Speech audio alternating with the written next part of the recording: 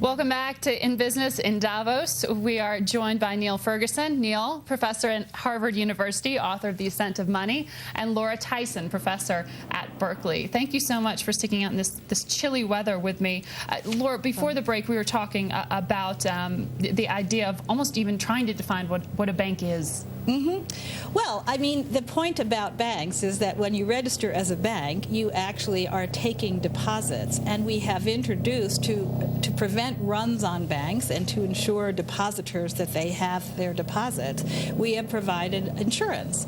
And that insurance means that things that are called banks are regulated, and also that they are getting access to capital at a lower cost because they have a guarantee. Right. That is a major distinction. But we've had a dramatic growth in non-bank financial institutions. The estimates for the U.S. they were more than half of what was going on in the capital market before the financial crisis. A lot of the subprimes weren't done by banks. Certainly the various synthetic instruments created around subprimes weren't done by banks. Banks might be holding them. Right. So the question is, I think, very important of all these other institutions, as you pointed out, hedge funds, private equity funds, sovereign wealth funds. There are other institutions out there.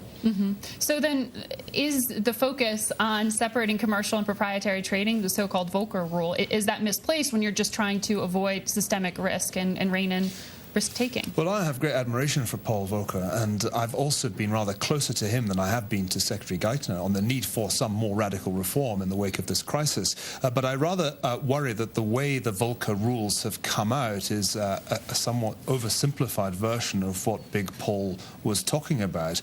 And I think when you look at what President Obama unexpectedly unveiled after the Massachusetts election, it doesn't make a whole lot of sense. Because it didn't have much detail in it. It didn't have much detail. And what there was didn't really bear an awful lot of resemblance to the causes of the crisis. It was a bit of a non sequitur for me.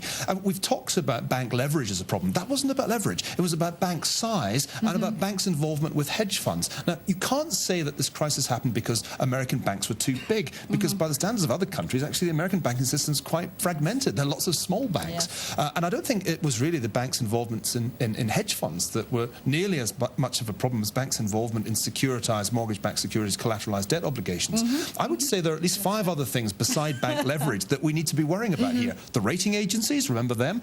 The way monetary policy was conducted, particularly under Alan Greenspan.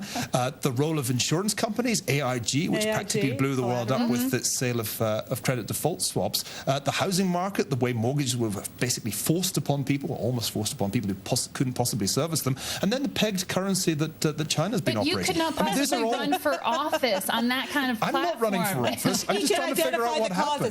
I want to say, too, I do want to point out, though, that if you look at all of the things the Obama administration has proposed, really going back to March, April, May of last year, they have actually identified this list of issues. They have talked about the importance of capital requirements. They have talked about the importance of resolution authority for the failure of non-bank institutions. They have talked about the problem of insurance reform. They have talked about the problem of rating agencies. A lot of those issues are actually in the bills that are being prepared in Congress. And Timothy Geithner came out early on with a list which addressed a lot of these issues.